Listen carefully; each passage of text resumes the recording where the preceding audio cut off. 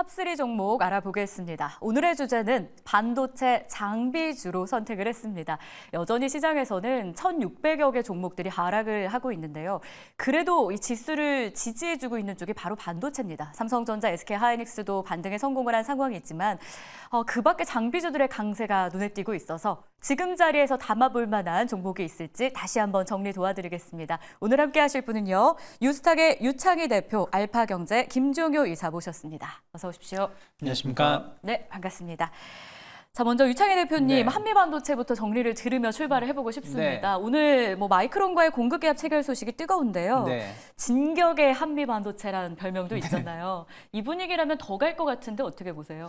네, 분위기 자체는 충분히 더 갈 수 있는 위치에 놓였다 생각 좀 하고 있어요. 특히 이제 반도체 관련해서는 삼성전자 하이닉스가 꺾이지만 않는다라면 또 미국으로 친다면 마이크론 테크놀로지죠. 저는 엔비디아보다는 어쨌든 최근의 반도체 흐름들은 마이크론 테크놀로지의 주가 흐름이 중요하기 때문에 이들 종목이 크게 추세가 이탈하지 않는다라면 관련해서 한두 종목 꼭 포트에 편입돼야 된다는 생각하고 있고요.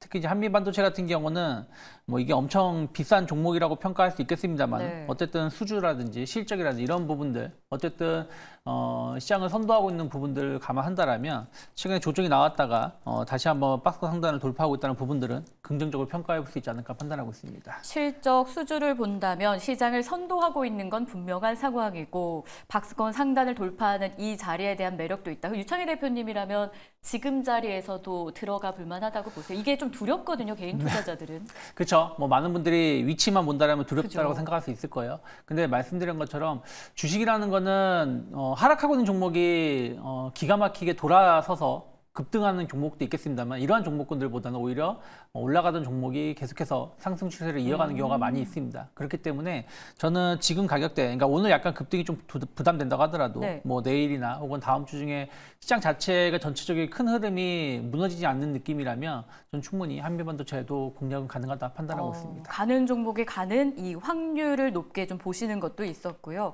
김종효 이사님께는 사실 지난주에 저희가 나와서 반도체 여러 섹터 중에 어느 섹터를 봐야 되는지를 점검했었잖아요. 그때 1위로 메모리를 선정을 해주셨었거든요. 그 생각 여전히 변함없으십니까? 네, 지금 장비가 됐든 뭐가 됐든 왜 이렇게 시장에서 흥분하고 있느냐. 결국은 SSD가 됐든 eMMC가 됐든 아니면 D램이 됐든 HBM이 됐든 메모리가 부족해서입니다. 결국은 비메모리 쪽에서의 AI 가속기를 만들어내는 것도 하나의 흐름이 될 테고, 그래서 비메모리 쪽에 그 칩 관련 물량까지 우리가 생각해 본다면 어쨌든 다 이 메모리를 만들기 위해서 장비도 필요하고 이렇게 넓혀가고 있다는 거죠.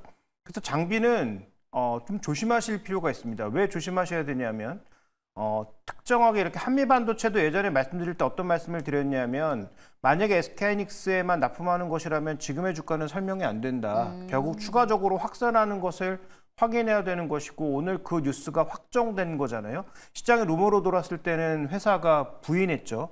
그런데 오늘 확정했고 금액은 생각보다 그렇게 크진 않았지만 그 발자취 자체가 엄청난 이제 효과를 낼 수 있기 때문에 오늘 추가적으로 주가가 급등한다라고 볼 수가 있는데 비싸긴 비싸죠, 한미반도체. 그래서 저라면 추가적으로 사진 못하겠지만 어쨌든 핵심 포인트는 이오테크닉스 최근에 견조하게 움직이고 있는 한미반도체 이런 종목군들의 모두 핵심 포인트가 독자적인 기업이라는 거죠. 대체할 기업이 없다. 그래서 이런 기업들이 지금 가는 것이니까 만약에 장비조를 고른다면 그런 종목군들 내에서 골라야 하지 않을까라고 보고 있고요. 여전히 그 장비나 소재나 모든 것이 결국 메모리를 만들기 위해서 제공되는 것이라고 본다면 주류는 여전히 메모리다라고 봐야 되겠죠. 독자적인 기업, 대체 불가능 기업이라는 포인트는 사실 정말 중요한 것 같긴 해요. 그래서 오늘 한미 반도체 오른다라는, 그리고 선택해야 된다면 장비 안에서는 볼만한 종목은 맞다. 그래도 메모리에 대한 사랑은 변함없다. 근거에 대해서 설명을 주셨는데요. 과연 그렇다면 두 분은 오늘 어떤 종목을 탑3로 선택을 했을까요? 먼저 3위 기업부터 공개하겠습니다. 유창희 대표님의 선택은 PSK이고요. 김종효 이사님은 하나 마이크론을 가지고 오셨습니다. PSK의 매력부터 한 줄 평으로 열어봅니다. 전공정 장비주 재평가라고 주셨는데 이 전공정 투자 회복 구간이다라는 판단이 정말 많은 요즘이에요. 네. 그렇다면 PSK를 통해서 저희가 편안한 선택지로서의 누림도 가능하겠습니까? 뭐 저는 충분히 뭐 지금 위치 나쁘지 않다 생각 좀 하고 있습니다. 네. 왜 그러냐면 최근에 한 1년 반 정도의 흐름들을 본다라면 전공정보다 후공정이었어요. 왜 그러냐면 전공정은 워낙에 기술 개발이 많이 되어 있는 상황에서 여기서 투자로 자금을 투여해서 뭔가를 더 개발을 시키는 것보다 후공정 쪽에 자금을 투여해서 조금 더 개발을 시킨 게 더 효율적이라는 것이죠. 그래서 그런 부분들이 이슈가 되면서 한 1년 반 정도 후공정 관련된 기업들이 주가가 좋은 흐름을 보여줬다라면 이제는 이제 반도체 자체가 이제 부족하다는 거 아니겠습니까? 삼성도 그런 부분들이 인정을 했다는 부분들. 그러면서 반도체 가격이 뭐 특정 제품, HBM이라든지 특정 제품에 대해서만 올라가는 게 아니라 전반적으로 좀 상승 국면을 좀 그려준다라면 아무래도 투자가 더 확대될 수 있다라는 것이죠. 그리고 이제 미국에서도 이제 반도체 그 관련해가지고 세금 혜택이라든지 이런 부분들 이런 것을 감안한다라면 전 전공정 관련해서도 이제는 좀 수요가 좀 확대될 가능성이 높지 않을까 판단을 좀 하고 있습니다. 그래서 그런 측면에서 본다라면 PSK 같은 경우는 PR 스트릭 장비 관련해서 글로벌 1위입니다. 상당히 시장 점유율이 확고하게 되어 있고 또 PSK 홀딩스는 이제 후공정 쪽에 강점을 가지고 네. 있는 것이죠. 그래서 뭐 전공정, 후공정 관련해가지고 서로 협업이라든지 어떤 기대감들 감안한다라면 PSK 주가는 그렇게 많이 오른 건 아니다 생각을 좀 하고 있어요. 최근에 보면 지난 3월부터 본다라면 2만 원대에서 3만 원대까지 뭐 한 50% 오른 것 같이 보이지만 이게 참 계단식 상승을 보여주고 있는 상황이고 지금도 보면 한 2주 가까이 한 2만 3만 원 중심으로 행보하다가 다시 한번 고점 돌파를 시도하고 있는 것이거든요. 그래서 전 장비주를 본다라면은 뭐 여러 회사들이 있겠습니다만 좀 전공정 관련해서 PSK도 충분히 이제부터는 좀 2차, 3차 상승을 좀 준비할 수 있는 위치가 아닌가 판단하고 있습니다. 가진 능력 대비 많이 오른 게 아니다라는 분석도 같이 더해 주셨는데요. 지금 자리에 대한 매력 있다 포인트 기억해 보겠고요. 자, 그럼 이어서 하나 마이크로는 어떤 투자 포인트가 있을지도 한 줄 평 보겠습니다. 삼성전자와 SK하이닉스를 같이라고 주셨는데 후공정, 패키징 관련 기업을 선택을 하셨습니다. 이 기업은 사실 삼성전자에서 분사했다라고 많이 알고 있는데 SK하이닉스로의 어떤 수주도 계속 이어져요. 투자 포인트 짚어주시죠. 네, 지금 이렇게 양사 모두 납품하는 기업들, 뭐 이오테크닉도 최근 들어서는 확장 얘기가 좀 많이 나오고 있는 것 같고 한미반도체도 지금 마이크론까지 들어가고 있는 양상이니까 이 기업 같은 경우에는 2.5D 패키징과 관련된 이 특화 그리고 특히 삼성전자가 최근 들어서 뭐 엔비디아의 젠슨 황에게 어프로드를 받음으로써 추가적으로 이제 이런 패키징의 확장된 가능성이 높다는 그런 기대감 거기다 SK하이닉스로 말씀하셨다시피 뭐 추가적으로 수주를 하고 있다라는 그런 기대감 자체가 녹아있다라고 봐야 되겠죠. 그래서 뭐 저도 뭐 전공정 쪽을 뭐 최근 들어서 많이 말씀을 드렸고 좀 전에 유창희 대표가 얘기했던 PSK도 말씀드린 적이 있는데 후공정 쪽에서 그러면 상대적으로 조금 이렇게 독보적인 기업이긴 하지만 이오테크닉스나 한미반도체보다 덜 움직인 종목은 무엇일까를 살펴보니까 최근 HPSP는 실적 때문에 많이 좀 힘들어하는 것 같고 하나마이크론이 언급드렸던 패키징 관련돼서는 또 매력도가 부각될 수 있어서 뭐 그런 관점에서 저는 하나마이크론을 꼽아봤습니다. 좋습니다. 반도체 장비주 보고 있고요. 3위 기업으로 PSK, 하나마이크론이 선택이 됐습니다. 점점 더 투자의 가치가 매력이 높은 기업으로 압축이 되어 갑니다. 이제는 2위 기업 공개하겠습니다. 유창희 대표의 선택은 주성 엔지니어링 그리고 김종효 이사는 원익 IPS를 골라주셨는데요. 주성 엔지니어링부터 가보겠습니다. HBM 수요 증가하고요. 유리기판 선점했다라고 주셨는데 최근 유리기판 너무 핫하잖아요. 네. 여기서 실질적으로 어떤 두각을 나타내는 게 있는 거예요? 뭐 특히 이제 유리기판이라는 게 뭐 지금 당장 제품화 되는 건 아니죠. 네. 뭐 CXL하고 비슷하게 한 빨라야 내년 하반기나 돼야지 제품이 나올 거라고 좀 평가를 받고 있는데 어쨌든 이제 그런 부분들이 감안한다라면 주성 엔지니어링 같은 경우는 상당히 어떤 시장을 선점할 수 있다 생각 좀 하고 있어요. 특히 ALD 관련해 가지고 ADL이죠. ADL 장비 관련해 가지고 상당히 높은 점유율을 차지하고 있는데 ADL 장비가 이제 뭐냐면 증착한 장비입니다. 그래서 원래는 이제 디스플레이 쪽에 적용됐었던 것이 반도체 쪽에 적용되고 있는 부분들이거든요. 그래서 아무래도 유리기판으로 조금 시장이 변화가 된다라면 충분히 주성 엔지니어링 장비도 수요가 같이 발생할 수 있지 않을까 생각을 좀 하고 있어요. 그래서 물론 이제 중소형 기업들이 관련해서 이슈가 되면서 상당히 좋은 주가 흐름을 보여준 것도 있습니다만 실질적인 기술력이란 이런 거 감안한다라면 주성 엔지니어링이 길게 봤을 때는 수혜를 입을 수 있지 않을까 생각을 좀 하고 있고요. 기술적인 흐름에서도 저는 뭐 무조건 뭐 신고가 종목을 신고가 종목을 주로 좋아하긴 하지만 어쨌든 지금 시장은 양면성이 있습니다. 뭐 조정을 딛고 다시 고점 돌파를 시도할 수도 있는 것이고 아니면 잠깐의 반등 후에 다시 한번 조정이 나올 수 있는 거거든요. 증시 자체가 약간 많이 오른 감이 좀 있기 때문에 그렇다면 좀 리스크 관리를 좀 하면서도 시장이 돌아설 때 좀 수익을 좀 기대할 수 있는 종목. 그럼 주성 엔지니어링 같은 경우는 최근에 약간 단기적인 조정이 나왔습니다만 네. 어쨌든 작년 11월부터 횡보하던 그 박스권 뭐 중심축 혹은 뭐 하단 정도에 놓여 있기 때문에 지금 가격대에서는 크게 밀릴 가능성보다는 제한된 반등이라도 반등을 줄 가능성이 높고 오히려 또 시장이 돌아선다라면 한번 고점 돌파도 기대해 볼 수 있는 자리이기 때문에 충분히 분할로 접근해 볼 수 있는 위치가 아닌가 판단하고 있습니다. 얼마까지 보면 좋을까요?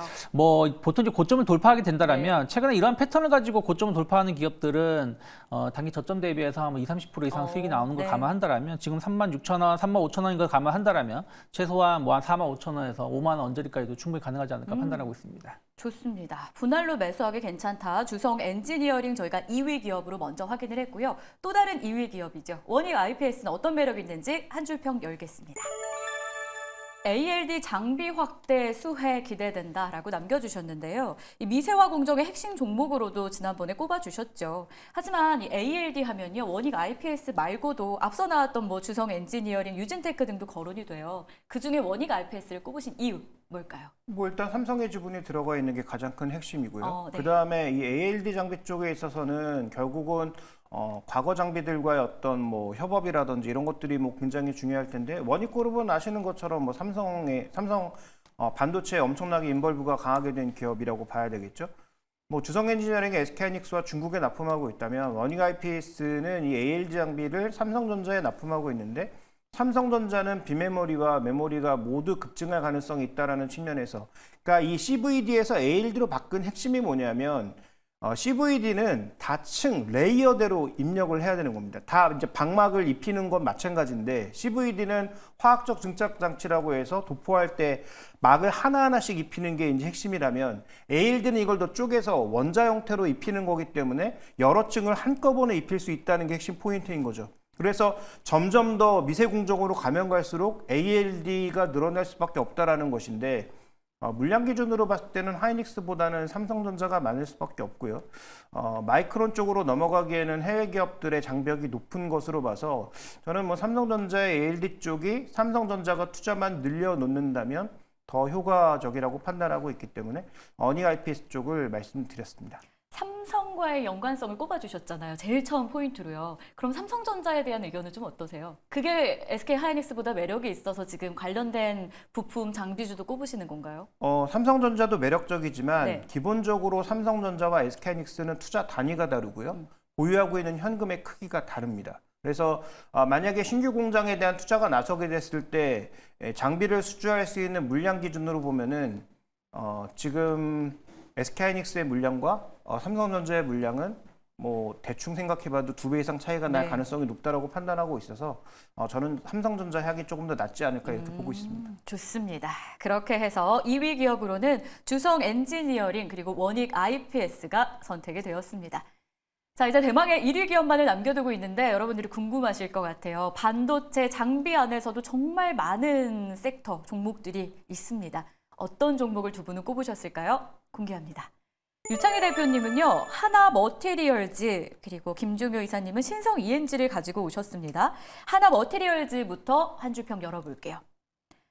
반도체 시각 부품 수요가 증가하고 있다라고 짚어주셨는데 유난히도 하나 머티리얼즈는 TCK랑 계속 비교가 됐어요. 작년에도 관련 기사들 보면은 TCK냐, 하나 머티리얼즈냐, VS 정말 많더라고요.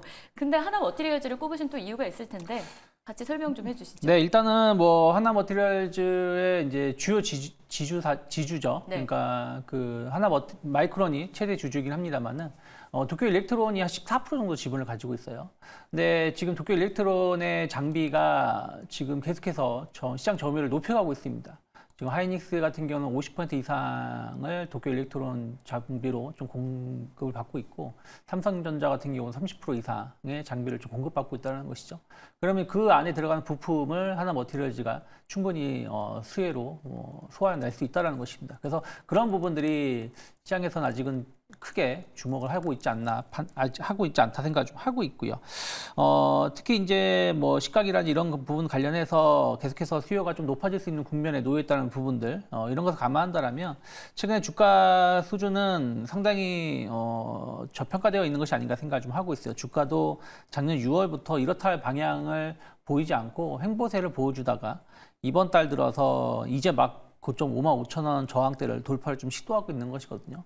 그래서 그런 부분들 감안한다라면 최소한 제가 보는 게 맞다라면 2022년 고점 때 한 65,000원, 뭐 66,000원 이상으로는 추가적인 상승 모멘텀 여전히 열려 있지 않나 판단하고 있습니다. 알겠습니다. TCK도 한 말씀 좀 부탁드려도 될까요? 네, 뭐 근데 전체적으로 뭐 시장 자체 관련해서는 뭐 관련돼서 반도체 관련 종목군들 계속 흐름도 이어가지만 TCK 같은 경우는 최근에 좀 올라오고 나서 네. 약간 정체 현상을 띠고 있어요. 그래서 저항대에 대한 어떤 돌파를 좀 확인하면서 접근하는 게 맞지 않을까 생각을 좀 하고 있습니다. 그래서 추세 자체는 나쁘지 않다 생각을 좀 하고 있고요. 뭐 둘 중에 어느 기업을 보느냐가 뭐 큰 차이는 없습니다만은 중요한 건 그래도 좀 거래량 측면에서 본다라면 좀 하나머티리얼즈가 조금은 더 좋지 않을까 판단하고 있습니다. 알겠습니다. 반도체 장비 1위 기업으로 유창희 대표는 하나머티리얼즈를 선택했습니다. 여러분의 생각과 비슷할지도 궁금한데 하나 더 확인을 해봐야겠죠. 신성 ENG 어떤 매력이 있는지 보겠습니다.